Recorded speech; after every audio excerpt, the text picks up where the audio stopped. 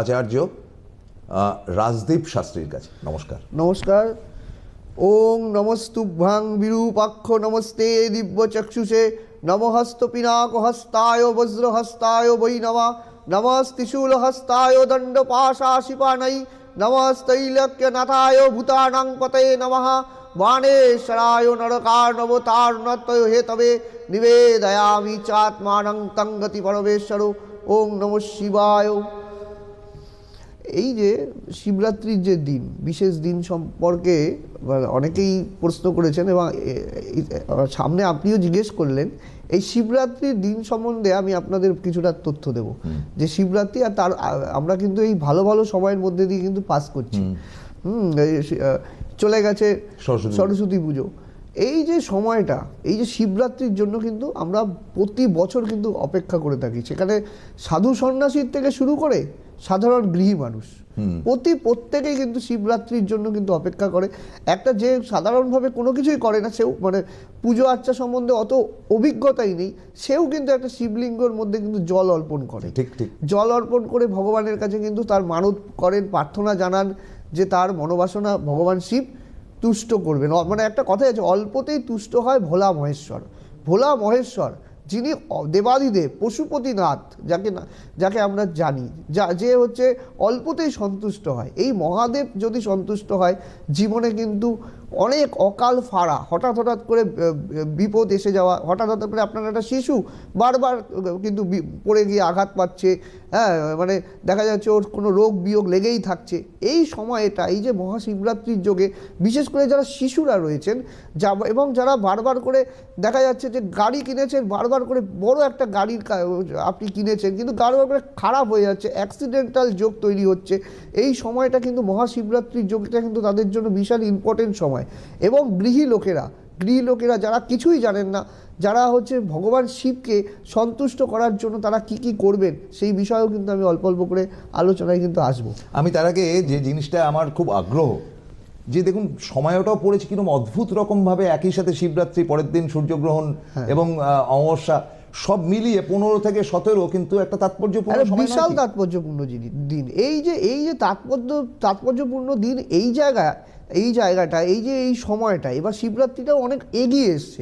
একটু ক্যালকুলেশন করে আপনি দেখবেন, বেশিরভাগ সময় কিন্তু মার্চ, প্রায় 15-16 দিন এগিয়ে। হ্যাঁ, 15-16 দিন, অনেক মানে মার্চের কিন্তু ওই 12, 15, 18 এই সময় দিকেই কিন্তু মোটামুটি পড়ে। এবার কিন্তু শিবরাত্রিটা অনেকটা এগিয়ে এসছে। এই যে এই সময়টা শিবরাত্রির যোগ, শিবরাত্রির যোগটা আমরা 4 প্রহরে জল কিন্তু ভগবান শিবের মাথায় অর্পণ করার কিন্তু বিধি রয়েছে। এবং সেই বিধিগুলো যারা জানেন আর যারা জানেন না, আমি যতটা সম্ভব কিছুটা বলার চেষ্টা করব। আর যারা পুরোপুরি জানতে চান সেটাও জানাবেন, সেই বিষয় নিয়েও আলোচনা আমি তাকে যদি যারা ফোন করবেন তাদের জানিয়ে দেবো। কিন্তু যতটুকু আমি আপনাদের বলবো, এই শিবরাত্রির যোগটা কিন্তু খুব ভালো সময়, কেউ কিন্তু এই সময়টা মিস করবেন না। মানে অনেক কিছু যখন সব মানে পুজো পার্বণ সমস্ত কিছু চলে যাওয়ার পরে নতুন বছর যখন শুরু হয়েছে, এবং নতুন বছরের কিন্তু এই যে ভগবান শিবের আশীর্বাদ মাথায় নিয়ে যখন মানুষ জীবনে চলবে, সেক্ষেত্রে কিন্তু তার জীবনে কিন্তু প্রচুর ভালো হবে। এবং শুধু তাই নয়, জীবনে কিন্তু উন্নতি, প্রগতি এইসব কিন্তু জীবনে আসবে। ভগবান শিবের আশীর্বাদ যদি মাথায় থাকে, যার দেখা যায় যে, আমি একটা পৌরাণিক আখ্যান আপনাদের বলছি, যে মার্কেন্ডীয় পুরাণ বা মার্কেন্ডীয় মুনির কথা অনেকেই জানেন। এই মার্কেন্ডীয় মুনির কিন্তু আয়ু প্রচণ্ড কম ছিল। তখন কিন্তু ভগবান তার মা বাবা যখন তাকে বললেন যে তোমার কিন্তু আর বেশি আয়ু নেই, সেই সময় মার্কেন্ডীয় মুনি কিন্তু ভগবান শিবকে জড়িয়ে থাকলেন। এই যে ত্যাগ, তারপর জানেন যে শিব মানে ধরে থাকলে, শিবকে আশ্রয় করে থাকলে আমাকে কেউ এখান থেকে টেনে নিয়ে যেতে পারেন না।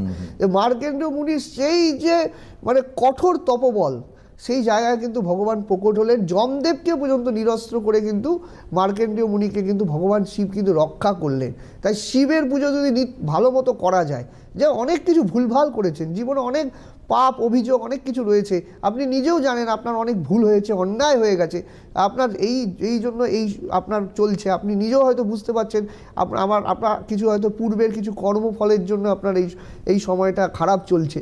তখন কি করবেন, এই ভগবান শিবের কাছে স্যালেন্ডার হয়ে যাবে, ভগবান শিবের কাছে সর্বস্বভাবে মানে তার কাছে অর্পণ করবেন, এবং সেখান থেকে কৃপা নেওয়ার কিন্তু বিশেষ দিনই কিন্তু এই শিবরাত্রির বিশেষ যোগ। ঠিক। আচ্ছা, এবারে যে জিনিসটা আমি জানতে চাইবো, যে শিবরাত্রি পালন তো মহিলারা করেন তাদের স্বামীদের কল্যাণে, মঙ্গল কামনায়। তো আবার অনেকের বিয়ে হয় না, অনেক সেগুলো তো আগেকার দিনে ছিল, এখন আর অত ফর্মালিটিস নেই, কিন্তু মহিলারা শিবরাত্রিটা পালন করে। হ্যাঁ, এবং পালন করেন এই কারণে যে যাতে তার স্বামীর ভালো হয়, মঙ্গল হয়। দুরকম ব্যাপার। একটা হচ্ছে যে তার স্বামীর দিক থেকে যেটা পাওয়া যেত, যেটা আগে আমরা শুনেছি যে খুব খারাপ লোক, সেই যাতে পথে আসে। আরেকটা হচ্ছে যে আমার স্বামী খুব কর্মঠ মানুষ, ভালো মানুষ, তিনি যেন এই কর্মঠ এবং ভালোভাবেই চলতে পারে, এটা মহিলারা চান। তাহলে স্বামীদের ভূমিকা কি কিছু থাকে সেই শিবরাত্রিতে?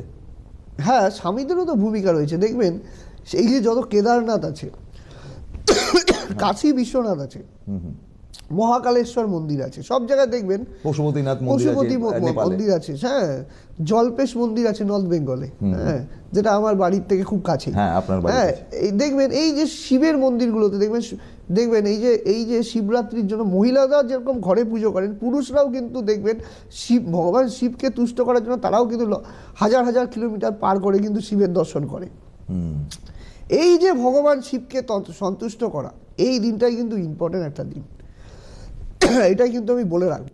তো ঘটনা হচ্ছে যে শিবকে সন্তুষ্ট করলে জীবনে কিন্তু রোগ বিয়োগ শোক, হ্যাঁ, এগুলোর থেকে কিন্তু পরিত্রাণ পাওয়া যায়। বিশেষ করে যাদের শনির সাড়ে সাথী রয়েছে, শনির সাড়ে সাথী কাদের বর্তমানে রয়েছে, বিশেষ করে মীন রাশির কিন্তু সাড়ে সাথী শনি এখন মীন রাশিতে গোচর করছেন, হ্যাঁ, এবং কুম্ভ রাশি কিন্তু লাস্ট ফেজ সাড়ে সাথী চলছে, এবং মেষ রাশির চলছে। মেষ রাশি হচ্ছে মঙ্গলের ঘর, স্টার্টিং অলরেডি এখানে 2.5 বছর অতিক্রান্ত মেষ রাশির ক্ষেত্রে, মানে চলছে আর কি। তো সেক্ষেত্রে মেষ রাশির ক্ষেত্রে জাতক জাতিকারা কিন্তু শিবের পুজো এবং শিবের আশীর্বাদ নেওয়া, দেবাদিদেব মহাদেবকে তুষ্ট করে তার কিছু বিধিবিধান রয়েছে, যেগুলো তারা যদি ধারণ করতে পারেন জীবনের কিন্তু সেখান থেকে কিন্তু বাঁচা বাড়ার কিন্তু একটা জায়গা কিন্তু তৈরি হবে। ভগবান শনিদেবের গুরু ছিলেন দেবাদিদেব মহাদেব। যারা শাস্ত্র নিয়ে চর্চা করেন, যারা শাস্ত্রের প্রতি যাদের ভালোবাসা রয়েছে, শাস্ত্র সম্পর্কে জানেন, তারা অনেকেই জানেন দেবাদিদেব মহাদেব কিন্তু শনিদেবের কিন্তু একটা গুরু ছিলেন। সেক্ষেত্রে কিন্তু শিবের আশীর্বাদ তা আপনাকে কিন্তু সাড়ে সাতির থেকে কিন্তু অনেকটাই নিষ্কৃতি দিতে পারে। আচ্ছা,